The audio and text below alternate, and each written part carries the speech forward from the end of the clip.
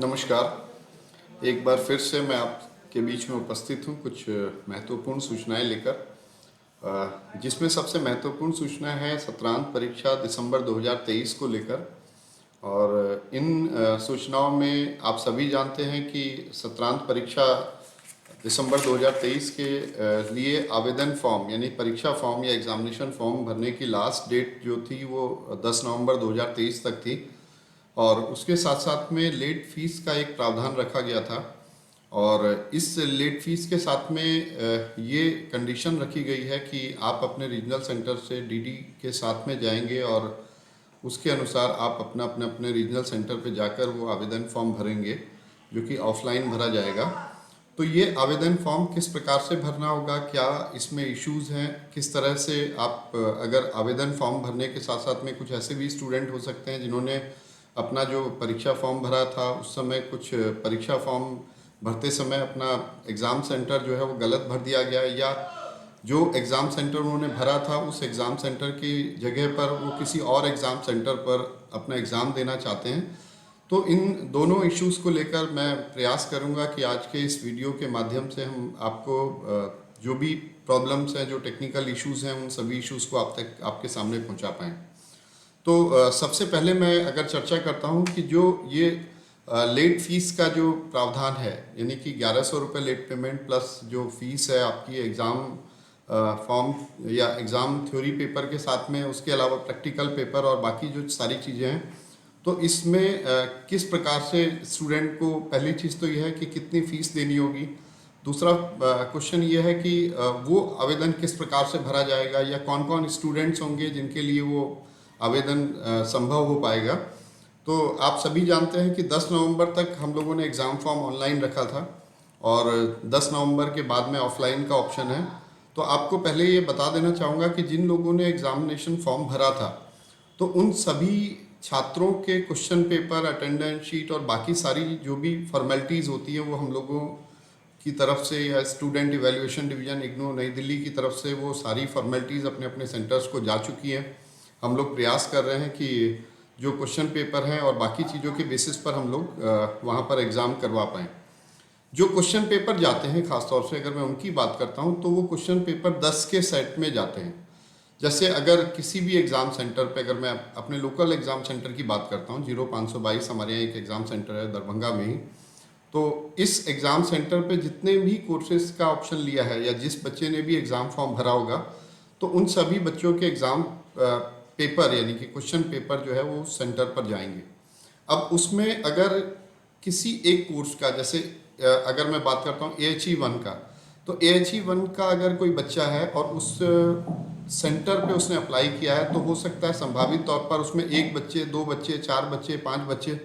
तो एग्जैक्टली कितने बच्चों ने उस सेंटर पर अप्लाई किया है उसके बेसिस पर जो क्वेश्चन पेपर जाते हैं इग्नू की तरफ से या नई दिल्ली की तरफ से जो पेपर आते हैं, तो उन पेपर का आने का जो तरीका होता है वो 10 के सेट में होगा। यानी कि एक पेपर भी अगर बच्चा अप्लाई कर रहा होगा या एक स्टूडेंट भी अगर उस सेंटर पर अप्लाई करेगा, तो ऐसी स्थिति में उसका 10 पेपर जो है वो उस एग्ज़ाम सेंटर पे जाएंगे।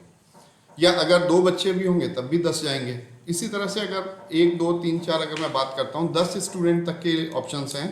तो 10 स्टूडेंट के बेसिस पर हम लोग कहेंगे कि 10 के लिए तो बिल्कुल फाइनल होगा कि 10 पेपर पहुँचे हैं। लेकिन अगर उससे कम बच्चे अगर उस सेंटर पे अप्लाई करते हैं,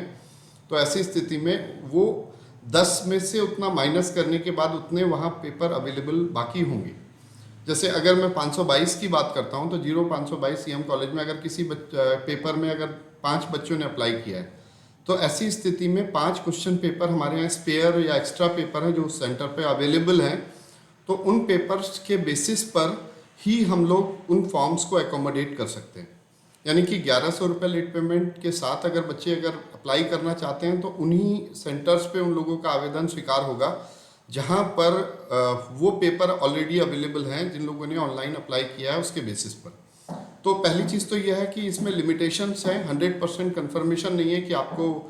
एग्जैक्टली वो सेंटर मिलेगा नहीं मिलेगा। Depending upon the number of questions paper आपको एंटरटेनिंग, आपकी जो एप्लीकेशन है उसको हम लोग एंटरटेन करेंगे। दूसरी चीज़ है कितना पेमेंट, अगर मैं बात करता हूँ तो वो पेमेंट का जो ऑप्शंस हैं वही होगा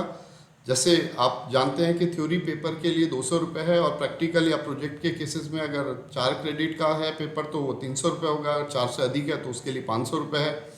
तो वो थ्योरी या जो टोटल फीस बनती है उतनी फीस के साथ साथ में 1100 रुपये लेट पेमेंट होगा। और इन दोनों चीज़ों का जो भी टोटल बनता है, जैसे अगर आप 4 पेपर थ्योरी के अप्लाई कर रहे हैं तो 4 के हिसाब से 800 रुपये आपका थ्योरी पेपर का फ़ी हुई, प्लस 1100 रुपये आपका लेट पेमेंट हुआ, तो 800 प्लस 1100 यानी कि आपका 1900 रुपये का जो डिमांड ड्राफ्ट है आप उसको लेकर अपने रीजनल सेंटर से संपर्क करेंगे। और जिस रीजनल सेंटर के अंतर्गत आप एग्ज़ाम देना चाहते हैं उस रीजनल सेंटर से संपर्क करें।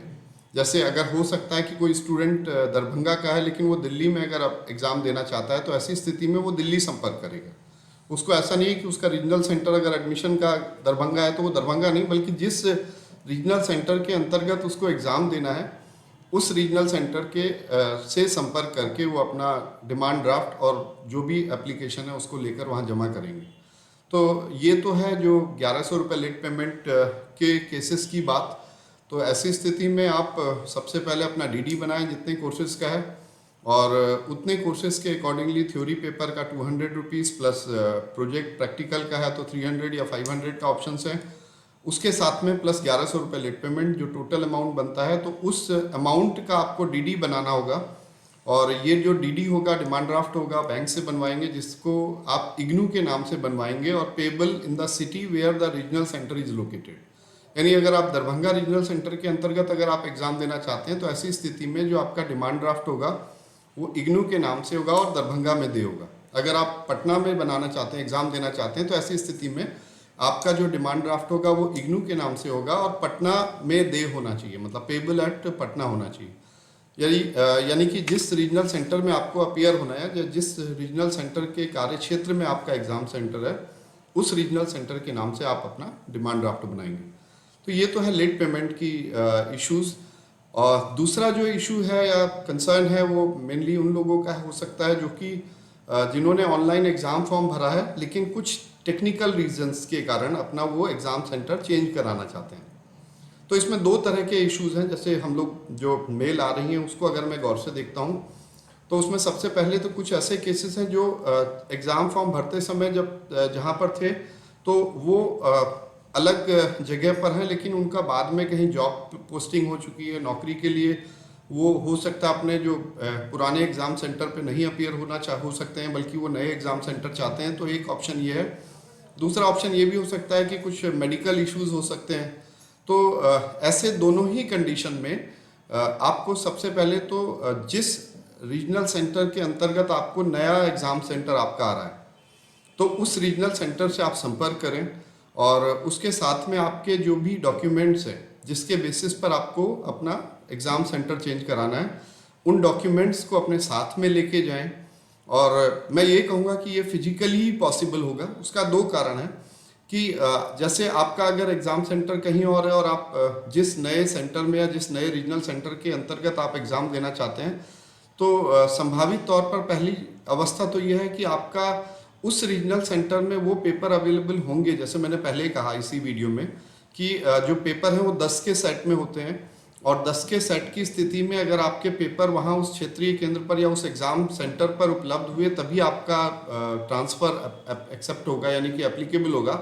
अगर क्वेश्चन पेपर वहाँ उपलब्ध नहीं होंगे तो ऐसी स्थिति में ट्रांसफ़र की संभावना नहीं है। दूसरी चीज़ यह है कि अगर वो ट्रांसफ़र करेंगे तो ट्रांसफ़र करने के बाद जो क्षेत्रीय केंद्र है अगर वहाँ पेपर अवेलेबल हैं, सेंटर पर एक्स्ट्रा पेपर हैं वहाँ पर अवेलेबल हैं, तो उसके आधार पर हम लोग आपको चेंज करेंगे, और चेंज करने के बाद उसमें हम लोग रिवाइज हॉल टिकट देते हैं। और वो रिवाइज हॉल टिकट आपको अपनी अटेंडेंस में, यानी कि जिस दिन भी आप एग्ज़ाम देने जाएंगे तो उसके साथ में आप एक कॉपी लेते जाएं और उसको अपना एग्ज़ाम सेंटर को दे दें, और उसके बाद बोल दें कि आपकी अटेंडेंस सीट में अपना लगा दें ताकि वो कंफर्म हो जाए कि आपका ट्रांसफ़र कहाँ से कहाँ हुआ था। तो ऐसी स्थिति में आपको जो रिवाइज्ड हॉल टिकट है वो हॉल टिकट फिजिकली आकर लेने की व्यवस्था है, ताकि उस फिजिकल आके आप अपना जो रिवाइज्ड हॉल टिकट है उसको ले जा सकें और अपने उसी के अकॉर्डिंगली आप एग्ज़ाम सेंटर पर उसकी एक कॉपी अपनी दे सकें। तो इन दोनों ही परिस्थिति में, यानी कि अगर आपको लेट पेमेंट के साथ में अगर आपको फॉर्म भरना है तो आपको डिमांड ड्राफ्ट और एप्लीकेशन लेनी होगी, प्लस जिस रीजनल सेंटर पे आपका ऑप्शन है उस रीजनल सेंटर पे एग्जैक्टली क्वेश्चन पेपर अवेलेबल हैं या नहीं है, इन सारी स्थिति के बाद में ही वो फॉर्म एक्सेप्ट होगा। तो इसीलिए आपको व्यक्तिगत तौर पर क्षेत्रीय केंद्र पर जाने की आवश्यकता होगी। दूसरा एक है कि अगर आप चेंज करते हैं एग्जाम सेंटर तो उस स्थिति में भी चेंज तभी पॉसिबल होगा जबकि आप एग्जाम सेंटर पर वो क्वेश्चन पेपर अवेलेबल नहीं होंगे। लेकिन हम लोग इस तरह से प्रयास करते हैं कि अगर उस एग्जाम सेंटर पर नहीं है तो हो सकता है उसके आसपास में जो भी संभावनाएं होंगी वो संभावनाएं आपको हम लोग संभावनाओं के अनुसार आपका एग्जाम सेंटर बदल पाएँ। तो ऐसी स्थिति में आप अपने अपने रीजनल सेंटर पे अवश्य संपर्क करें। चूँकि कई इस तरह के बच्चे हैं जो मेल करके लिखते हैं कि सर हमारा चेंज कर दीजिए, चेंज करने के साथ में एग्जैक्टली उसका पॉसिबिलिटी है नहीं है, पहली चीज़ वो है। दूसरा उसके साथ में ये भी पॉसिबिलिटी के साथ में जो हॉल टिकट दूसरा निकलेगा, जनरेट होगा, तो वो हॉल टिकट बन पा रहा है नहीं बन पा रहा है तभी होगा जबकि वो पॉसिबिलिटी होगी। तो उस रिवाइज्ड हॉल टिकट को कलेक्ट करने के लिए आपको अपने क्षेत्रीय केंद्र से जाके ही बात हो पाएगी। तो मैं इसीलिए ऐसे छात्रों को कहूँगा कि इस वीडियो को अगर एग्ज़ाम सेंटर चेंज करने के लिए अगर क्षेत्रीय केंद्र से संपर्क कर रहे हैं या फिर अगर वो अपना जो क्या कहते हैं कि लेट पेमेंट के साथ में अगर वो अपना संपर्क करना चाहते हैं तो इस वीडियो को अच्छी तरह समझ लें, समझने के बाद ही वो अपना स्टेप आगे का करें। इसके साथ में मैं एक बार पुनः आप सभी से आवेदन करूंगा, रिक्वेस्ट करूंगा कि इस चैनल को ज़रूर सब्सक्राइब कर लें। हम लोग प्रयास कर रहे हैं कि समय समय पर जो भी इन्फॉर्मेशन है, ऑथेंटिक इन्फॉर्मेशन, क्योंकि कई जगह ये भी है कि नहीं आप जाइए आपका कंफर्म हो जाएगा, एडमिशन कंफर्म होगा, यानी कि एग्ज़ाम फॉर्म भरा जाएगा। तो एग्ज़ाम फॉर्म भरने से पहले कुछ प्रिकॉशंस हैं, एग्ज़ाम सेंटर चेंज करने से पहले कुछ प्रिकॉशंस हैं, उन प्रिकॉशंस के बेसिस पर ही रीजनल सेंटर जो है वो आपका एग्ज़ाम सेंटर